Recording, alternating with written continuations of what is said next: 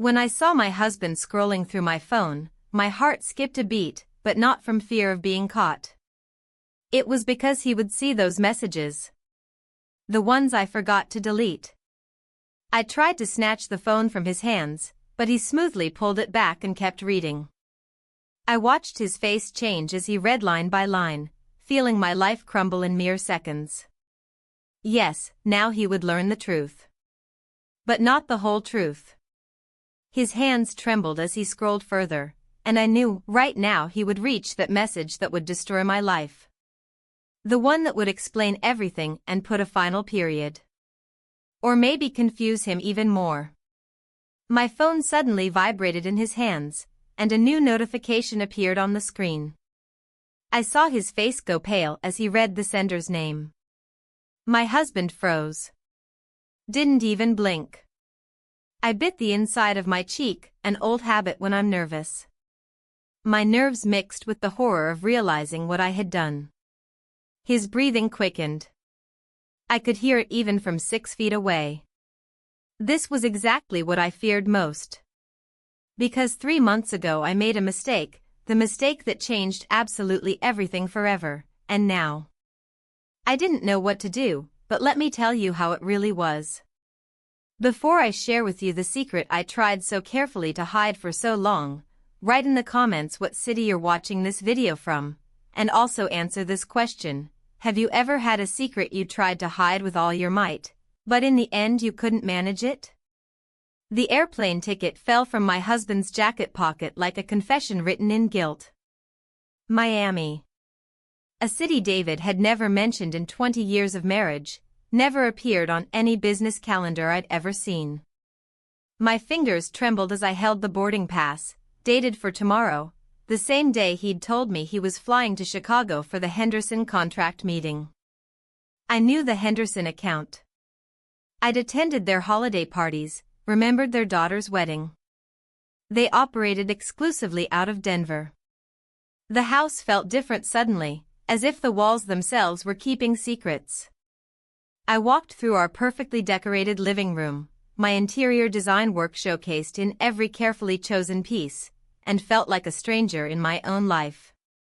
The grandfather clock ticked with mechanical precision, marking time in a marriage that apparently operated on lies. David's home office beckoned me with its mahogany desk and locked drawers. I'd never snooped before, never felt the need. Trust had been our foundation, or so I believed. Now I wondered what other foundations in my life were built on sand. The phone rang, startling me from my spiral of suspicion.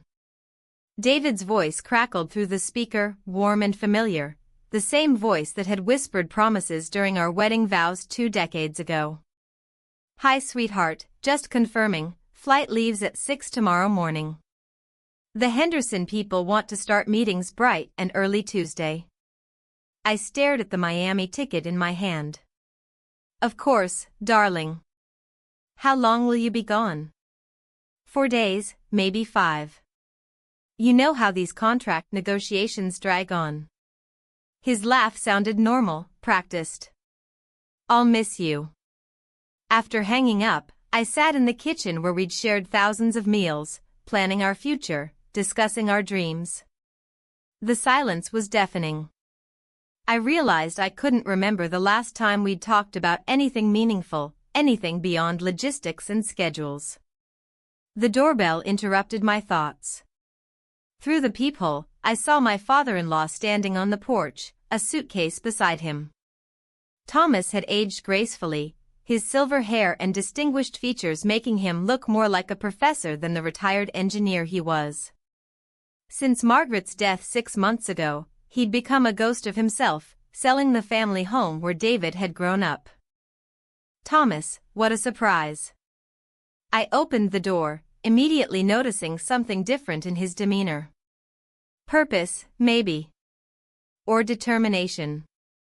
"Emily, I hope you don't mind the intrusion. I've sold the house, and I was hoping." He paused, studying my face with unusual intensity. "I was hoping I could stay here for a while. Just until I figure out what comes next." Something in his tone made me look closer. Thomas had always been perceptive, had always seen things others missed. During Margaret's illness, he'd been the one to notice when David stopped visiting as frequently, making excuses about work pressures and important meetings. "Of course you can stay. You're always welcome here." I stepped aside, letting him enter. "David's leaving for a business trip tomorrow, but there's plenty of room." Thomas nodded slowly, his eyes never leaving mine. "Emily, can I ask you something? When was the last time you were truly happy?" The question hit me like a physical blow. When had anyone last asked about my happiness? When had I last asked myself? "That's a rather profound question for a Tuesday evening," I deflected, taking his coat. "Margaret used to say that people spend their whole lives waiting for permission to be happy. She regretted waiting so long to travel, to take painting classes, to speak her mind." His voice carried weight I'd never heard before. "I don't want to make the same mistake." As I showed him to the guest room, I caught myself wondering what mistakes I was making. What permissions I was waiting for. The Miami ticket crinkled in my pocket, a paper reminder that my husband was someone I didn't really know anymore. That night, I lay awake listening to the house settle around me. David slept soundly beside me, his breathing even and untroubled. I studied his profile in the moonlight, this man I'd married young and grown old beside. When had we stopped seeing each other? When had we become roommates instead of lovers? Downstairs, I heard Thomas moving around the kitchen. At 45, I felt simultaneously too old and too young, too old to start over, too young to accept that this was all there was. The airplane ticket seemed to burn through the drawer where I'd hidden it, a secret that changed everything and nothing. Tomorrow, David would leave for Miami while telling me he was going to Chicago. Tomorrow, I would wave goodbye with a smile while my heart broke a little more. Tomorrow, I would be alone in this house with a man who'd just asked me when I was last truly happy. I had no idea that tomorrow would be the day my carefully constructed life began to unravel, thread by thread, secret by secret. David left before dawn, kissing my forehead in the darkness like he had thousands of mornings before. I pretended to sleep, listening to his careful movements, the quiet rustle of luggage, the soft click of the front door. Only when his car disappeared down our tree-lined street did I allow myself to breathe. The kitchen felt different with Thomas there, less like a museum of perfect domesticity and more like a place where real people lived. He stood at the counter making coffee, still in his pajamas and robe, his silver hair slightly mussed from sleep. There was something intimate about seeing him this way, unguarded and human. "You're up early," he observed, pouring a second cup without being asked. "Couldn't sleep." I accepted the coffee gratefully, wrapping my hands around the warm mug. "David's gone until Friday." Thomas nodded, his expression carefully neutral. "Chicago, wasn't it?" Something in his tone made me study his face. "You don't believe it either." It wasn't a question, and Thomas didn't pretend to misunderstand. He sat across from me at the breakfast table, the morning light casting shadows across his weathered features. "I stopped believing my son's stories about 6 months ago," he said quietly. "Around the time Margaret got really sick, and he started missing family dinners because of emergency meetings that always seemed to happen on weekends. The admission hung between us like a shared secret. I felt something shift inside my chest, a loosening of tension I didn't realize I'd been carrying. I found a plane ticket to Miami in his jacket pocket, I confessed. Hidden behind his credit cards like he was hoping I wouldn't see it. Thomas reached across the table, covering my hand with his. The gesture was meant to be comforting, but electricity shot up my arm at the contact. I looked up, startled, and found him studying me with an intensity that made my breath catch. "Emily, you deserve better than this." "We all deserve better than what we get," I replied, but I didn't pull my hand away. "Some of us do." His thumb traced across my knuckles, a whisper of movement that sent warmth spiraling through me. Some of us settle for less because we're afraid to reach for more. I stared at our joined hands, his weathered and strong, mine pale and trembling slightly. When had David last touched me like this? When had anyone looked at me the way Thomas was looking at me now, like I was someone worth seeing? "This is complicated," I whispered. "The best things usually are." We spent the day together, and I found myself rediscovering what it felt like to have someone's complete attention. Thomas helped me tend to my garden, our hands occasionally brushing as we worked among the roses. He listened when I talked about my design projects, asked thoughtful questions, remembered details. When had David last asked about my work beyond whether it paid well? After dinner, we sat on the back porch watching the sunset paint the sky in shades of amber and rose. The wine had loosened something in both of us, words flowing easier, laughter coming more naturally. "Margaret used to say I was too careful," Thomas mused, swirling the wine in his glass. "Always thinking 3 steps ahead, always considering consequences. She said I should learn to live in the moment." "And did you?" I tried. Near the end, when we knew we were running out of time, I tried to be present for every conversation, every touch, every ordinary Tuesday evening. His voice grew soft. I learned that moments are all we really have. The way he said it, the way he looked at me when he said it, made something flutter in my chest. The rational part of my mind whispered warnings about crossing lines, about the complications of desire within family, about the destruction that could follow. But the rational part was being steadily overwhelmed by something I'd forgotten existed, the feeling of being truly wanted. When Thomas reached for my face, his palm cupping my cheek with infinite gentleness, I should have pulled away. Should have remembered my marriage vows, my loyalty to David, the impossibility of the situation. Instead, I leaned into his touch like a flower turning toward sunlight. "Emily," he whispered, my name a question and a prayer. I answered by closing the distance between us. We kissed there on the porch swing, surrounded by the scent of evening roses and the sound of crickets beginning their nightly chorus. It was soft and desperate and perfect and wrong, a moment of connection that felt more real than anything I'd experienced in years. When we broke apart, I could see my own confusion reflected in his eyes.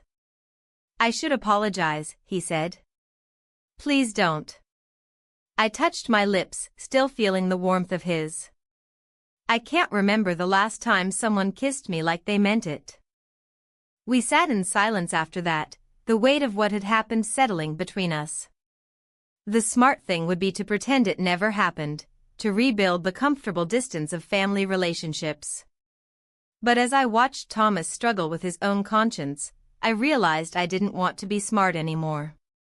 I wanted to be brave enough to reach for something real, even if it destroyed everything else in the process.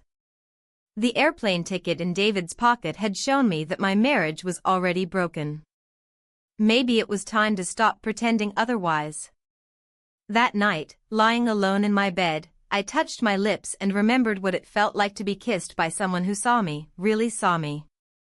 Tomorrow would bring new complications, new choices to make. But tonight, for the first time in years, I felt alive. I woke Tuesday morning with the taste of guilt and possibility warring on my tongue. Sunlight streamed through the bedroom windows, illuminating dust motes that danced like secrets in the air. Downstairs, I could hear Thomas moving around the kitchen, the domestic sounds of coffee brewing and morning routines beginning. Everything looked the same, the cream-colored walls David and I had painted 5 years ago, the family photos documenting our journey from young couple to established marriage, the antique jewelry box my mother had given me as a wedding gift. But something fundamental had shifted overnight, like looking at a familiar painting and suddenly noticing details that had always been there but never seen. I caught my reflection in the bathroom mirror and was startled by what I saw. My cheeks held color I hadn't noticed in months, my eyes looked brighter, more alert. Even my hair seemed to have more life to it. Was this what awakening looked like? This subtle transformation that happened when someone remembered they were more than just a wife, a homemaker, a perfectly curated life. Thomas looked up when I entered the kitchen, his smile warm but careful. We were both navigating new territory now, walking on ground that shifted beneath our feet with each glance, each accidentally intentional touch. "Good morning," he said, offering me coffee in the blue mug I'd forgotten was my favorite until he somehow remembered. "Good morning." I accepted the cup, our fingers brushing in the exchange. Neither of us pulled away immediately. The phone rang, shattering our careful dance of proximity and restraint. David's name appeared on the caller ID, and reality crashed back like cold water. "Hi, darling," I answered, noting how Thomas's expression shifted, became guarded. "Emily, good news and bad news." David's voice carried the false cheerfulness he used when delivering information he knew I wouldn't like. "Good news is the Henderson meeting went brilliantly yesterday. Bad news is they want to extend negotiations through Thursday. Possibly Friday." I stared at Thomas while David spoke, watching as understanding passed between us. There was no Henderson meeting. There never had been. David was in Miami, probably on a beach somewhere, possibly with someone whose name I didn't know and whose face I'd never seen. "Of course, sweetheart. These things take time." I was amazed by how normal my voice sounded when everything inside me was screaming. "I'll miss you." "Miss you too. How's Dad settling in?" The casual way he asked, like Thomas was just a temporary inconvenience rather than his recently widowed father, sparked something angry in my chest. "He's fine. We're taking good care of each other." After hanging up, I found Thomas watching me with an expression I couldn't quite read. "He's not in Chicago," I said unnecessarily. "No, he's not." We stood there in our kitchen. When had I started thinking of it as ours? And I felt the last threads of my denial finally snapping. 20 years of marriage, and I was standing in my nightgown having this conversation with my father-in-law while my husband lied to me from whatever beach he was calling home this week.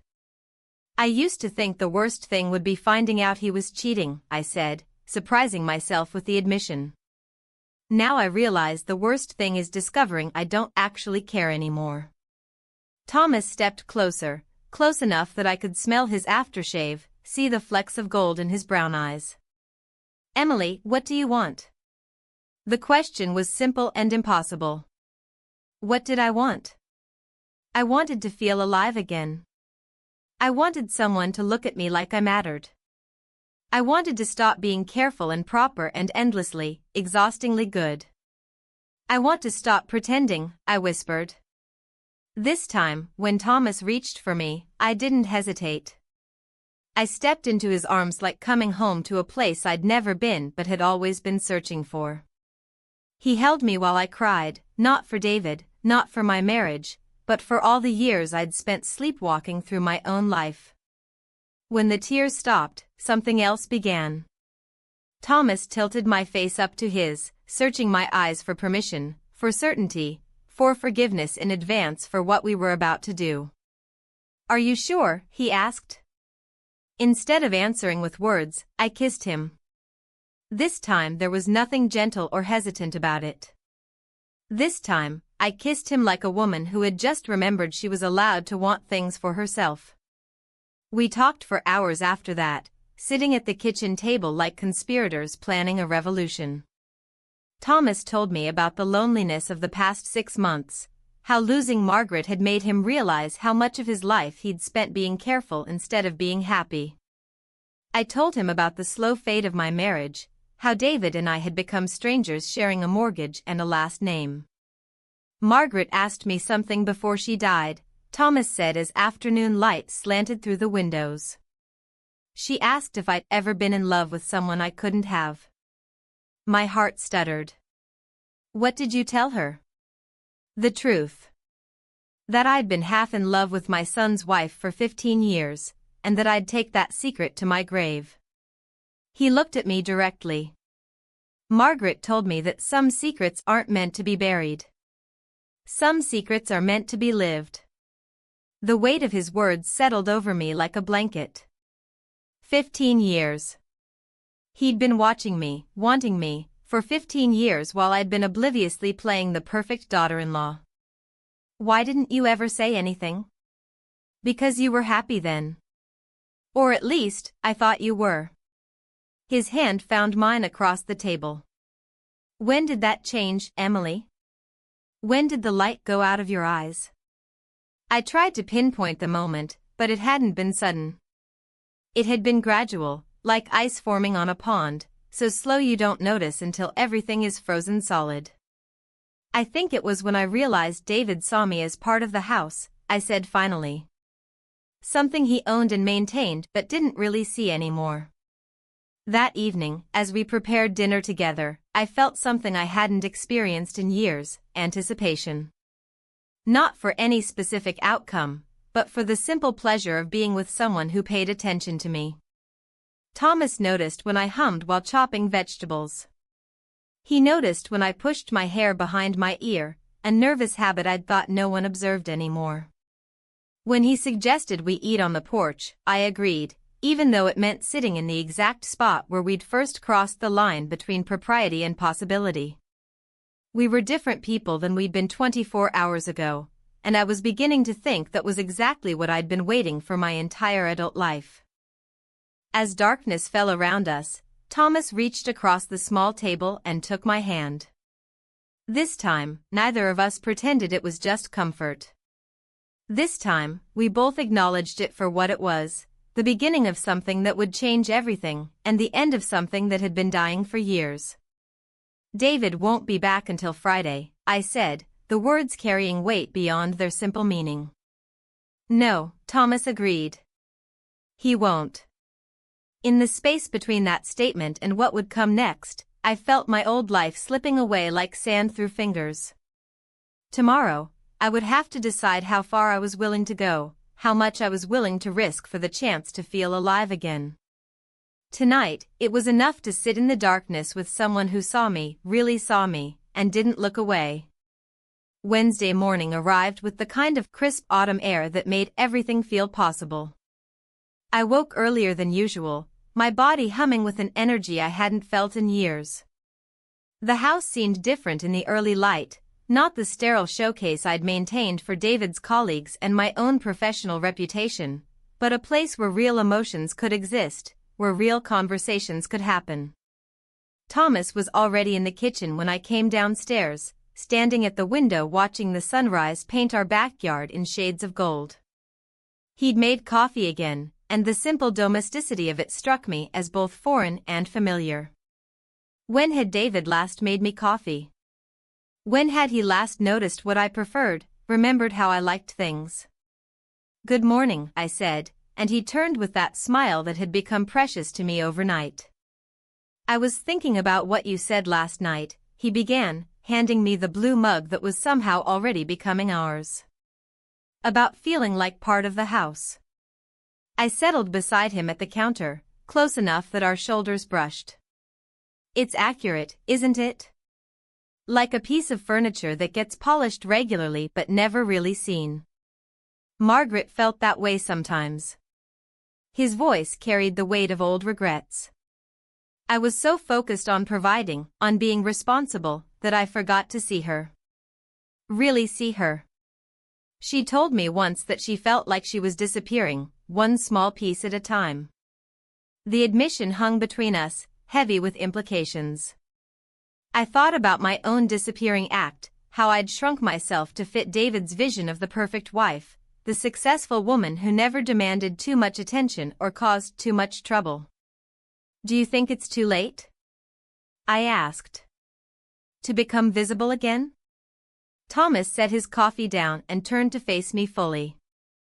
Emily, you're the most visible person I've ever known. You light up rooms. You make other people feel interesting just by listening to them. David's blindness isn't a reflection of who you are, it's a reflection of who he's become. The way he said my name, like it was something precious, made warmth spread through my chest. I'd forgotten what it felt like to be seen as more than a role, more than a function in someone else's life. Tell me something about yourself that you've never told anyone, I said impulsively. He was quiet for a long moment, considering. I used to write poetry. Terrible, melodramatic poetry about love and loss and the way sunlight looks on water. I stopped when Margaret got sick because it felt selfish to focus on beauty when she was in pain. That's not selfish. That's human. Is it? I felt guilty for noticing anything beautiful while she was suffering. His fingers traced patterns on the counter. I felt guilty for being relieved when it was over. I felt guilty for wanting to feel alive again. I understood guilt intimately, it had been my constant companion for years. Guilt for wanting more than what I had, guilt for feeling lonely in my own marriage, guilt for the dreams I'd abandoned to maintain peace. What would you write about now? I asked. He looked at me then with an intensity that made my breath catch. I'd write about second chances. About finding something you thought was lost forever. About the way morning light looks in someone's hair when they're not trying to be perfect. The kitchen seemed to shrink around us, the space between our bodies charged with possibility. I was acutely aware of everything, the sound of his breathing, the way his eyes traced my face like he was memorizing it, the warmth radiating from his body. Thomas, I whispered, not sure what I was asking. I know this is complicated, he said, his voice rough. I know this isn't simple or easy or smart. But Emily, I've spent 15 years pretending not to feel this way about you, and I can't do it anymore. When he reached for me this time, there was nothing hesitant about it. His hands cupped my face like I was something precious, something worth holding carefully. The kiss started soft but deepened quickly, 15 years of suppressed longing pouring out between us. We kissed in that sun-filled kitchen like teenagers discovering passion for the first time, like adults who'd forgotten what it felt like to want someone completely. When we finally broke apart, both breathing hard, I could see my own amazement reflected in his eyes. I should feel guilty, I said. Do you? I searched my heart for guilt and found only relief. Relief at feeling desired, at feeling alive, at finally understanding what I'd been missing all these years. No, I admitted. I should, but I don't. We spent the day orbiting each other like planets drawn by gravitational pull, finding excuses to be in the same room, to brush past each other, to exist in the same space. Thomas helped me reorganize my design portfolio, and his genuine interest in my work made me remember why I'd loved it in the first place. He asked about my creative process, my inspiration, my dreams for future projects. You should have your own firm, he said, studying a kitchen design I'd completed 6 months ago. This is brilliant work, Emily. Why are you hiding it? David thinks independent businesses are too risky. Too unstable. The words sounded hollow even to me. He prefers when I work with established firms. More predictable income. What do you prefer? It was such a simple question, but it hit me like a revelation. When had anyone last asked what I preferred? When had I last allowed myself to have preferences that might inconvenience someone else? That evening, we cooked dinner together, really cooked, not just reheated something convenient. Thomas told me stories about David's childhood that painted my husband in colors I'd never seen before. A boy who'd been competitive even then, who'd needed to win at everything, who'd struggled to share attention or affection. He wasn't always like this, Thomas said as we cleaned up. He used to be more generous, more open. Success changed him, made him harder. Or maybe success just revealed who he really was underneath. The observation surprised me with its clarity. Maybe the man I'd fallen in love with 20 years ago had never really existed. Maybe I'd been in love with potential rather than reality, with the person I'd hoped David could become rather than the person he actually was. As night fell, we found ourselves back on the porch where everything had started. This time, there was no pretense of casualness, no careful distance maintained. Thomas pulled me close on the swing, and I let myself melt into his warmth. "What happens after Friday?" I asked, voicing the question that had been haunting me all day. "I don't know," he said honestly. "I just know that pretending this doesn't exist isn't an option anymore." When he kissed me goodnight, it was with a tenderness that made my heart ache. This wasn't just physical attraction or rebellion against my marriage. This was something deeper, something that scared me with its intensity. Lying in bed that night, I stared at the ceiling and tried to imagine going back to my old life. Tried to picture myself smiling and nodding while David told me about his business trips, maintaining the perfect house for a man who saw me as a beautiful accessory. The image felt impossible now, like trying to force myself back into clothes I'd outgrown. Tomorrow was Thursday. David would be home Friday evening. I had less than 48 hours to decide what I was going to do with this new version of myself, this woman who'd remembered what it felt like to be truly wanted. The thought should have terrified me. Instead, it filled me with a kind of anticipation I hadn't felt since I was young enough to believe anything was possible. Thursday arrived heavy with the weight of decisions unmade and lines about to be crossed. I woke before dawn, my body humming with nervous energy and something deeper, a sense of inevitability that had been building since Tuesday night. The house felt different in the pre-dawn darkness, charged with possibility and danger in equal measure. Thomas was already awake when I padded downstairs in my robe. He stood silhouetted against the kitchen window, coffee cup in hand, looking like a man wrestling with his own conscience. When he heard me approach, he turned, and I saw my own internal struggle reflected in his eyes. "Couldn't sleep either?" I asked unnecessarily. "Too much thinking." He poured me coffee without being asked, a domestic ritual that had become precious in its simplicity. "Emily, we need to talk about what happens next." I knew he was right, but talking meant making decisions, and decisions meant consequences. As long as we existed in this suspended moment, this bubble of possibility, we could pretend that reality wouldn't eventually intrude. "David called while you were sleeping," Thomas continued, his voice carefully neutral. "He's definitely coming home tomorrow night. Around 7. The words hit me like cold water.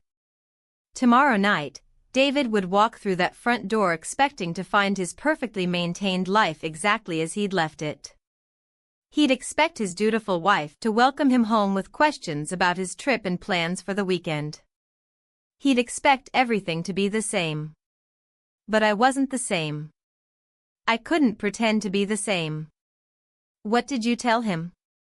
I asked. "That you were sleeping peacefully. That everything here was fine." Thomas's mouth quirked in something that wasn't quite a smile. Which was technically true, depending on how you define fine. We stood there in the growing light, the space between us crackling with unspoken words. I was acutely aware of how little I was wearing, how the silk of my robe felt against my skin, how Thomas's eyes seemed to trace every movement I made. "I keep thinking about what you said," I told him. "About moments being all we really have." Emily. My name came out rough, like a warning. I've spent 20 years being careful. Being good. Being exactly what everyone expected me to be. I stepped closer, close enough to feel the heat radiating from his body. What if I stopped being careful? Just for one day? The question hung between us like a dare. Thomas set his coffee cup down with deliberate care, his hands trembling slightly. When he looked at me, I saw 15 years of suppressed longing burning in his eyes. "You don't know what you're asking," he said. "Don't I?" I reached up and touched his face, feeling the rough texture of morning stubble against my palm. "I'm asking for one day where I'm not David's wife or your daughter-in-law or anyone's idea of who I should be. I'm asking for one day where I'm just Emily, and Emily wants you. Something broke in his expression then, the last wall of resistance crumbling. When he kissed me this time, it was with a desperation that matched my own, like we were both drowning and this was our only chance at air. Are you sure? He whispered against my lips. Instead of answering with words, I took his hand and led him upstairs. My heart pounded so hard I was sure he could hear it, but I didn't hesitate. For once in my life, I was going to reach for what I wanted instead of waiting for permission. We spent the morning talking in a way I'd never talked with anyone before, about dreams abandoned, about the spaces between what we'd wanted and what we'd settled for, about the strange alchemy of finding someone who truly saw you.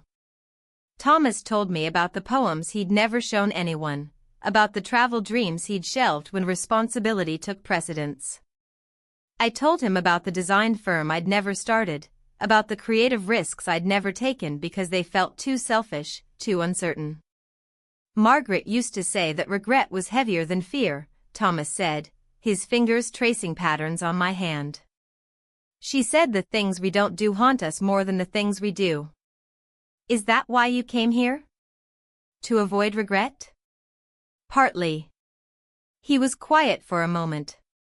But mostly because I couldn't stand the thought of losing you without ever telling you how I felt. Even if it destroyed everything else. The afternoon passed in a haze of conversation and comfortable silences, of meals shared and boundaries dissolved. We moved through the house like we'd been living together for years instead of days, anticipating each other's needs, finding excuses to touch, to be close, to exist in the same space. As evening approached, the weight of tomorrow settled over us like a storm cloud. We both knew that Friday would bring an end to this suspended reality, but neither of us wanted to speak it aloud. I should cook dinner, I said as shadows began to lengthen across the kitchen floor. Let me, Thomas offered. You've been taking care of everyone else for 20 years. Let me take care of you for one night. The simple kindness of it nearly undid me. When had David last offered to cook dinner? When had anyone last wanted to take care of me instead of the other way around? We ate by candlelight, not because it was romantic but because the harsh kitchen lights felt too much like reality, too much like the regular world where what we were doing was impossible and wrong. In the soft glow of candles, we could pretend we were just two people who'd found each other against all odds. What happens tomorrow? I finally asked as we finished the last of the wine. Thomas reached across the table and took my hand. Tomorrow, you decide what kind of life you want to live. And I'll support whatever decision you make, even if it breaks my heart. The generosity of it, the complete lack of pressure or manipulation, made me love him even more. He wasn't trying to convince me to leave David or asking me to choose between them. He was simply offering himself, completely and without conditions, and trusting me to know my own heart. That night, as we sat together on the couch watching the fire dance in the hearth, I felt a peace I'd never known before. Not the absence of conflict, but the presence of something real and true and chosen. For the first time in my adult life, I was exactly where I wanted to be with exactly who I wanted to be with. When Thomas pulled me closer, I went willingly. When he kissed me with 15 years of longing, I kissed him back with 20 years of hunger I'd never allowed myself to acknowledge. We spent the night together, not just physically, but emotionally, spiritually, completely. Two people who'd found in each other something they'd thought was lost forever. We spent the night together. When morning came, I woke up changed. Not just because of what had happened between us, but because I'd finally stopped running from my own desires. I'd finally stopped being afraid of my own heart. Thomas was already awake, watching me with an expression of such tenderness it made my chest tight. "Good morning," he whispered. "Good morning." I stretched, feeling muscles I'd forgotten I had, feeling alive in a way that scared and thrilled me in equal measure. Today was Friday. Tonight, David would come home. In a few hours, I would have to decide whether to pretend last night never happened or admit that everything had changed. For now, though, I was content to lie in Thomas's arms and watch the sunrise paint the walls gold, storing up this moment against whatever came next. Friday morning felt like the end of the world and the beginning of everything, all wrapped up in coffee steam and autumn sunlight. I woke in my own bed, alone, as if sleeping separately could somehow undo what had happened, could restore some semblance of propriety to a situation that had moved far beyond proper. But my body remembered. Every muscle, every nerve ending carried the memory of Thomas's touch, of feeling truly desired for the first time in decades. I stared at the ceiling of the bedroom I'd shared with David for 15 years and felt like a stranger in my own life. The shower couldn't wash away the scent of Thomas's cologne from my skin, couldn't erase the way my lips still felt swollen from his kisses. I stood under the hot water and tried to summon guilt, tried to feel the crushing weight of betrayal I knew I should be experiencing. Instead, I felt alive. Awake.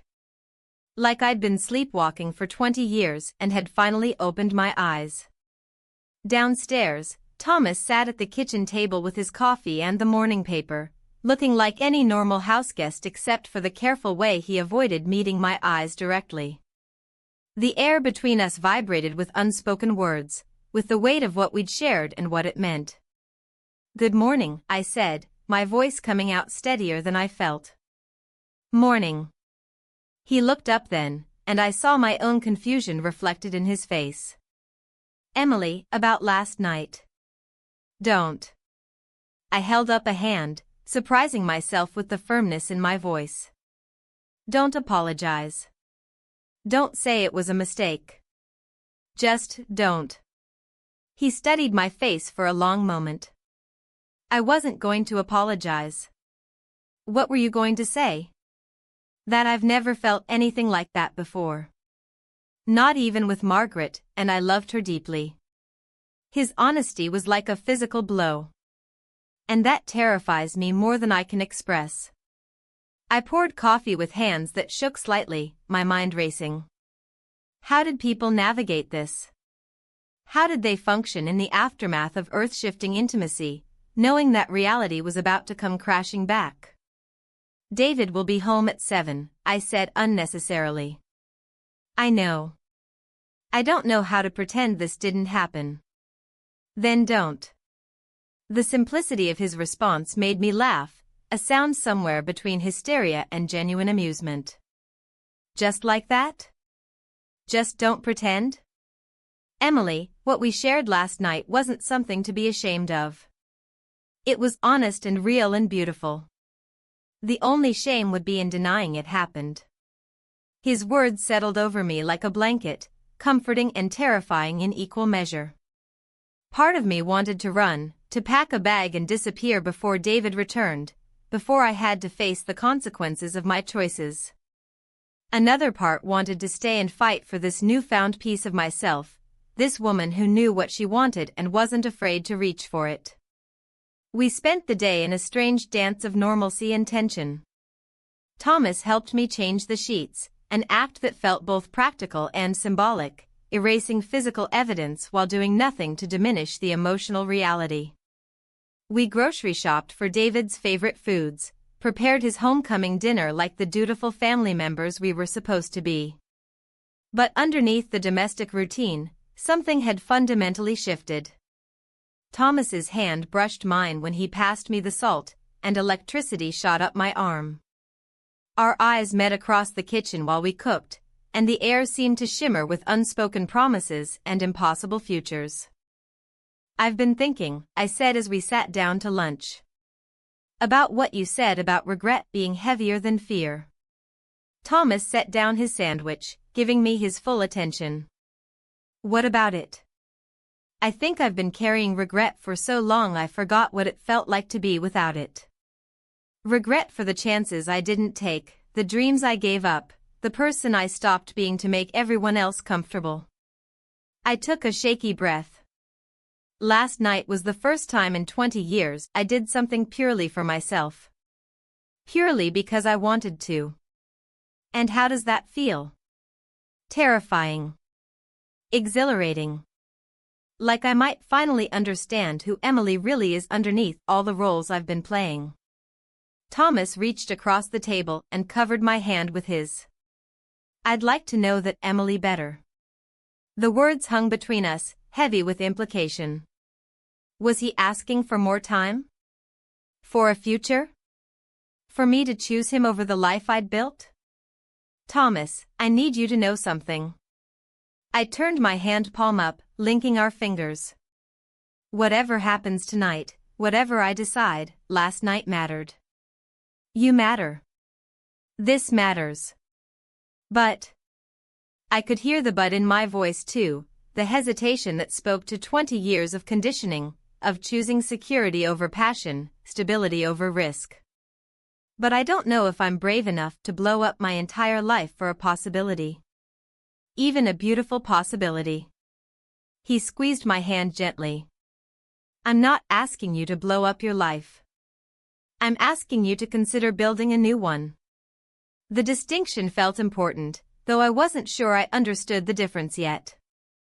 The afternoon crawled by with the strange quality of time before an execution.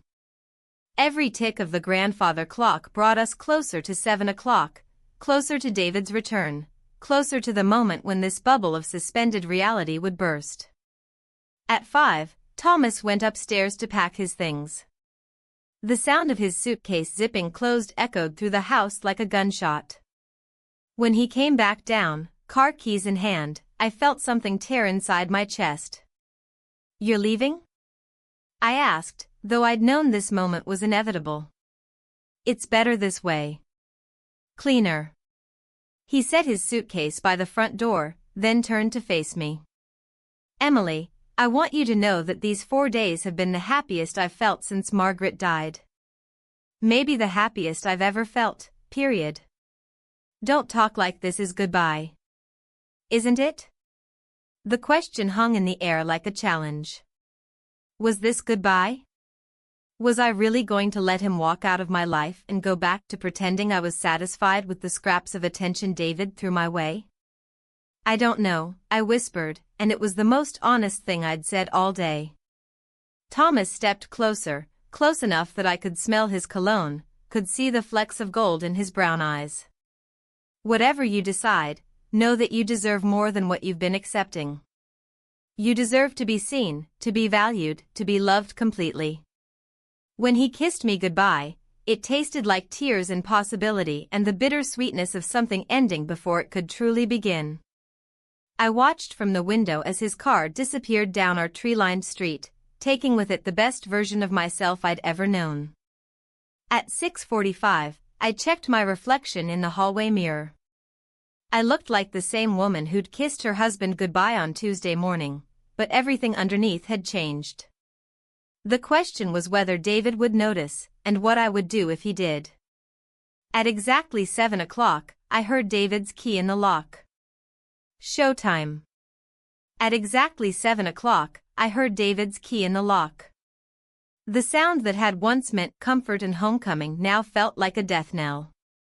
I smoothed my hands over my dress, the blue one he'd always liked, and arranged myself in the living room like a wife waiting for her husband's return. Emily? I'm home. His voice carried through the house with practiced cheerfulness, the same tone he'd used for 20 years of homecomings. In here, darling, I called back, amazed by how normal I sounded. David appeared in the doorway looking tanned and rested, his smile wide and familiar. Miami had been good to him, or perhaps his companion had been. The thought should have hurt, but I felt only a distant numbness, like observing someone else's pain through thick glass. You look beautiful, he said, crossing the room to kiss my cheek. His lips felt foreign against my skin, lacking the warmth and intention I'd grown accustomed to over the past 4 days. Did you miss me? Of course. The lie came easily, smoothly, like I'd been practicing for years. Perhaps I had been. How was Chicago? Productive. Very productive. He loosened his tie, settling into his favorite chair like a king reclaiming his throne. The Henderson people were impressed with our proposal. I think we'll land the contract. I nodded and smiled, playing the part of the interested wife while mentally cataloging the lies. Henderson operated out of Denver, not Chicago. There had been no meetings, no contracts, no business at all, just David and whoever had shared his Miami Beach vacation. That's wonderful, honey. Dinner's almost ready. Actually, Emily, there's something we need to discuss. Something in his tone made me look up sharply. I've been thinking while I was away, and I believe it's time we made some changes. My blood turned to ice. Had he somehow found out about Thomas? Had someone seen us together, reported back? My mind raced through possibilities, each more devastating than the last. What kind of changes? David leaned forward, his expression serious in a way that reminded me of business meetings and contract negotiations. I think you should stop working. Focus on the home, on being here for me. These design projects of yours are taking too much of your time and energy. The words hit me like a physical blow. After 4 days of feeling truly seen and valued, David wanted to make me smaller, more contained, more dependent. The timing felt almost cruel in its perfect irony. Stop working? I repeated, struggling to keep my voice level. Think about it, Em. We don't need the money, and I'm traveling more these days. I need you here, need to know you're taking care of things. He reached for my hand, his touch feeling cold and possessive. Besides, those clients of yours demand too much. Late-night calls, weekend meetings. It's not appropriate for a woman in your position. A woman in my position. The phrase echoed in my head, each word carefully chosen to remind me of my place in his carefully ordered world. I was Mrs. David Matthews, designer wife and perfect hostess, not Emily with her own dreams and ambitions. I'll think about it, I managed. Good. I knew you'd understand. He squeezed my hand and released it, already moving on to the next item on his mental agenda. Oh, and where's Dad? I expected to see him when I got home. The casual way he asked about Thomas, like his father was a piece of luggage to be accounted for, sparked something angry in my chest. He left this afternoon. He wanted to give us privacy for your homecoming.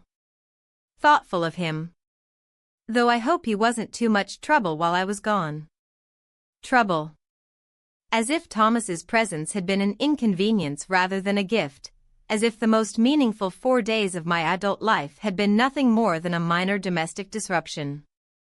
He wasn't any trouble at all, I said quietly.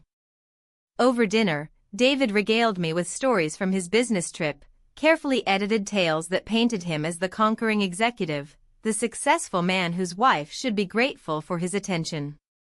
He spoke about colleagues I'd never heard of, restaurants that didn't exist in Chicago, meetings that had never happened. I listened and nodded and asked appropriate questions, all while feeling the woman I'd become over the past 4 days slowly suffocating under the weight of who I was expected to be. This was my life, sitting across from a man who lied to me with every breath, pretending to be interested in fabricated stories about fabricated experiences. You're quiet tonight, David observed as we cleared the dishes. Everything all right? Just tired. It's been a long week. Well, you can rest this weekend. I cleared my schedule so we could spend time together. He wrapped his arms around me from behind as I loaded the dishwasher, a gesture that once would have felt romantic but now felt like chains. I missed you, Em. Missed this. His hands roamed lower, his intentions clear, and I felt my body recoil automatically. The contrast between his touch and Thomas's was stark. David touched me like he owned me, like I was an extension of himself rather than a separate person with my own desires and boundaries. I'm exhausted, David. Maybe tomorrow? Tomorrow, then. His voice carried a note of entitlement that made my skin crawl. But don't make me wait too long. A man has needs. After David went upstairs to shower, I stood in the kitchen and felt the walls closing in around me. The house that had felt like a sanctuary with Thomas now felt like a beautiful prison. Every perfectly arranged room, every carefully chosen decoration mocked me with its emptiness. I found myself reaching for my phone, Thomas's number already pulled up before I consciously decided to text him. My fingers hovered over the screen, desperate to reach out, to maintain the connection we'd forged. But what could I say? That I missed him already? That the thought of returning to my old life felt impossible? That I wanted to run away and never look back? Instead, I typed and deleted message after message, each one feeling simultaneously too much and not enough. Finally, I settled on something safe, David's home. Thank you for everything. His response came almost immediately, are you okay?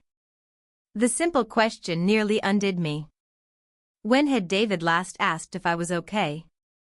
When had he last cared about my emotional state beyond how it might affect his comfort? I don't know, I typed back honestly. I'm at the Marriott downtown.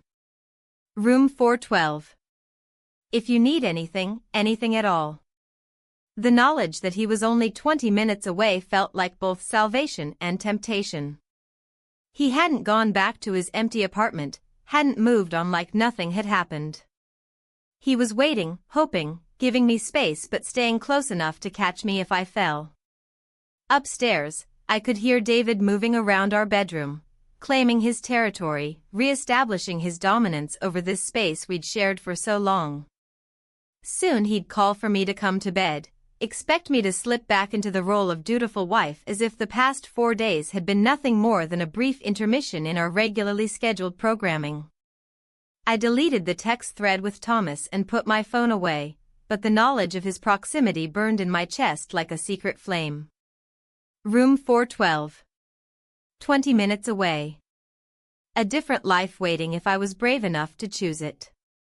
But first, I had to survive the night. Saturday morning arrived gray and drizzling, the kind of weather that made everything feel muted and uncertain. I woke to find David's arm draped possessively across my waist, his breathing even and satisfied. Sometime during the night, despite my exhaustion and emotional turmoil, muscle memory had taken over. I'd played the part of the loving wife one more time, though my heart had been elsewhere entirely. The shower couldn't wash away the feeling of betraying myself, of allowing my body to go through motions my heart had already rejected. I stood under the hot water and felt like I was disappearing again, one piece at a time, just like Margaret had described to Thomas all those years ago. Downstairs, David was already at the kitchen table with his coffee and laptop, working even on Saturday morning. The sight of him there, in the same chair where Thomas and I had shared intimate conversations and quiet mornings, felt like a violation. Good morning, I said, pouring myself coffee from the pot David hadn't bothered to offer me. Morning, Em. I've been thinking more about what we discussed last night. He didn't look up from his screen. About you stopping work. I think we should set a timeline. Maybe finish up your current projects and then make a clean break. The casual way he planned my future without consulting me sparked something dangerous in my chest. David, I'm not ready to make that decision yet. What's to decide? We've talked about this before, your working was always supposed to be temporary, something to keep you busy until we started a family. He finally looked up, his expression mildly annoyed at having to explain something he considered obvious. Well, that ship has sailed, hasn't it? Time to focus on what's really important.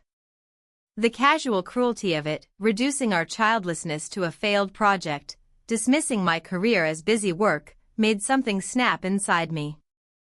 I thought of Thomas asking about my dreams, genuinely interested in my creative process, seeing value in work David considered a hobby.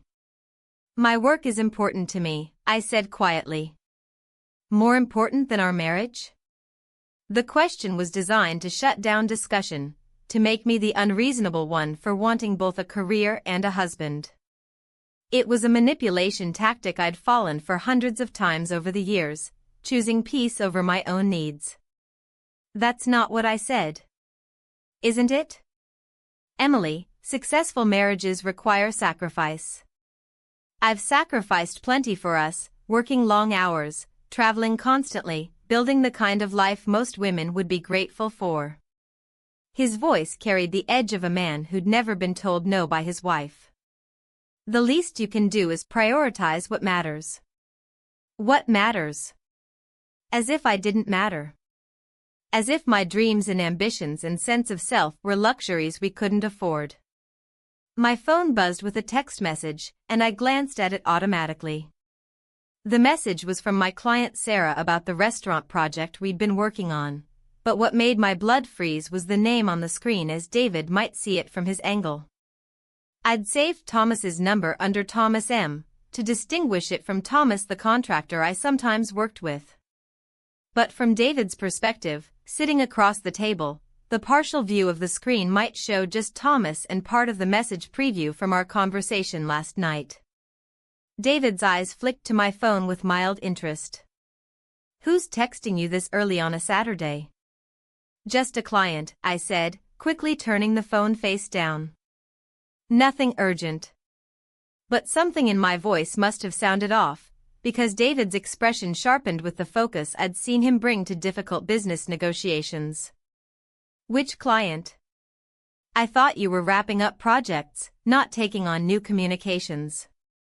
My heart hammered against my ribs. "It's about the Richardson restaurant. We're in the final stages." David nodded, but his eyes stayed on my phone with an intensity that made my palms sweat. After 20 years of marriage, he knew my tells better than I did. He knew when I was nervous, when I was hiding something, when I wasn't telling the complete truth. "You know, Em, you've seemed different since I got home." Distracted. "Is everything all right?" The question felt like a trap. If I said yes, he'd know I was lying. If I said no, he'd want details I couldn't provide. "I'm fine. Just tired from the week. Having your father here was lovely, but it disrupted my routine." "Right. Dad." David's tone shifted slightly. "How was he, really?" "I know he's been struggling since Mom died." The concern in his voice sounded genuine, which somehow made everything worse. This was the David I'd fallen in love with, the man capable of worry about his father, of wanting to take care of family. How had that man become someone who saw his wife as a domestic accessory? He seemed better. Less lost. I think being around family helped. Good. I should call him later, check in. David returned to his laptop, but I caught him glancing at my phone again. "You know, maybe we should get you a new phone. That one's getting old, probably not very secure." The suggestion felt loaded with implication. Was he testing me? Looking for a reason to examine my phone more closely? "This one works fine," I said, casually sliding it into my pocket. For the rest of the morning, I felt David's attention like a weight on my shoulders. He found excuses to be in whatever room I was in, made comments about my behavior, asked probing questions about how I'd spent the week. By lunch, my nerves were stretched to breaking point. "I'm going to run errands this afternoon," I announced. "We're low on groceries, and I need to pick up the dry cleaning." "I'll come with you," David offered immediately. "We can make a day of it." "That's sweet, but you have work to catch up on." "I'll be fine on my own." "Are you sure?" "I don't mind taking a break." The persistence felt suffocating. David hadn't shown interest in running errands with me in years, but now he seemed reluctant to let me out of his sight. "I'm sure. Besides, I thought I might stop by the Thompson house to check on the dining room installation." "Boring stuff that would just frustrate you." It was a lie. The Thompson project was finished, but it gave me cover for being gone longer than simple errands would require. All right. But don't be too long. I made dinner reservations for tonight at Chez Laurent. I thought we could celebrate my successful trip. Celebrate his successful lies, more likely. But I smiled and nodded like the grateful wife I was supposed to be. An hour later, I sat in my car outside the Marriott, hands shaking as I stared up at the building. Room 412. Thomas was up there, probably working on his laptop or reading, not knowing that my marriage felt like it was dissolving around me with each passing hour. I'd told myself I was just coming to see him, to talk, to figure out what I was feeling. But sitting here now, I knew that was another lie. I was here because the alternative, going home to David's suspicious questions and suffocating attention, felt impossible. The phone in my pocket buzzed. David, probably checking on my errands. In a moment of pure panic, I realized I'd forgotten to turn off location sharing. If David looked at his phone right now, he'd see exactly where I was. My hands fumbled with the phone, trying to disable the setting, when I saw the message preview that made my world tilt sideways. It wasn't from David. It was from Thomas. I see you in the parking lot. Come up. We need to talk. He'd been watching for me, hoping I'd come. And now there was no going back. The elevator ride to the 4th floor felt like ascending to my own judgment day. Each floor that passed marked another step away from my old life and toward something unknown and terrifying and necessary. My reflection in the polished steel doors showed a woman I barely recognized, eyes bright with fear and anticipation, color high in her cheeks, looking more alive than she had in years. Room 412 was at the end of the hallway, and I stood outside the door for a full minute before finding the courage to knock. When Thomas opened it, the relief on his face was so profound it nearly brought me to my tears. Emily. He said my name like a prayer answered. I wasn't sure you'd come. I wasn't sure either. I stepped inside, immediately struck by how different he looked in this neutral space. Not like a houseguest or a father-in-law, but like a man who'd been waiting for something he thought he might never have. Thomas, I think David suspects something. What happened? I told him about the morning's interrogation, about David's sudden interest in my activities, about the suffocating attention that felt more like surveillance than affection. Thomas listened without interruption, his expression growing increasingly grave. He doesn't know, he said finally. If he knew, he'd confront you directly. David's never been subtle about conflict. Then why does it feel like he's watching me? Because you're different, Emily.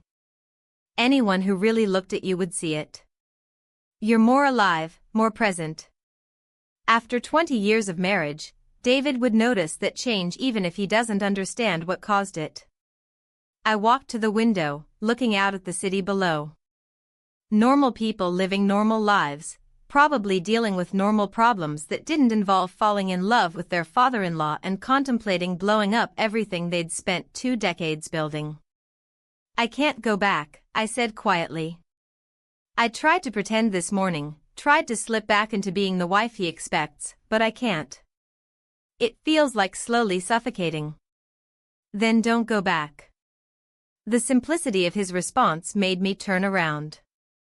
Thomas sat on the edge of the bed, watching me with an expression of infinite patience and love. Just like that? Just walk away from 20 years of marriage? Emily, what are you walking away from, really? A man who lies to you about where he goes and who he's with? Someone who wants to control your career and diminish your dreams? A relationship where you've been slowly disappearing for years? Each question hit like a physical blow. Not because it was cruel but because it was true. What was I really protecting by staying? What was I afraid of losing? The life I built. The security. The identity of being Mrs. David Matthews. And what would you be gaining? I looked at Thomas, really looked at him. This man who saw me completely, who valued my mind as much as my body, who wanted to build something new rather than maintain something broken. I'd be gaining myself back, I whispered. He stood and crossed to me, taking my hands in his. Emily, I can't make this decision for you. I won't ask you to leave David for me, because that's not fair to either of us. But I will ask you this, if I wasn't in the picture at all, if you'd never met me or felt anything for me, would you still want to stay in a marriage that makes you feel invisible? The question cut through all my confusion, all my guilt and fear and uncertainty. If Thomas disappeared tomorrow, if I never saw him again, would I be content to spend the next 20 years pretending to be happy with David's crumbs of attention? No, I said, and the word felt like breaking chains. No, I wouldn't. Then this isn't about me. This isn't about us. This is about you choosing to live authentically instead of safely. We talked for hours, about practical things like divorce lawyers and financial independence, about emotional things like fear and courage and the difference between love and habit. Thomas made no promises about our future together, asked for no guarantees. He simply supported my right to choose my own life, whatever that life might look like. When my phone rang at 5 o'clock, David's name on the screen felt like a summons back to prison. Where are you? His voice was tight with barely controlled irritation. You've been gone for hours. I got caught up at the Thompson house. There were some issues with the installation that took longer to resolve than expected. What kind of issues? You said the project was finished. My heart hammered as I realized my mistake. I'd contradicted my earlier lie, given David an opening to probe deeper. Not completely finished. There were some final details. I trailed off, knowing I was only making it worse. Emily, I want you to come home. Now. The command in his voice made something rebellious flare in my chest. I'll be there soon. Now, Emily. I hung up and looked at Thomas, who'd heard every word.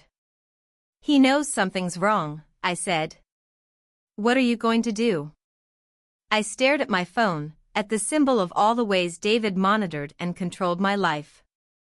Location tracking, call logs, text messages, 20 years of electronic leashes I'd allowed without question. I'm going to go home, I said slowly.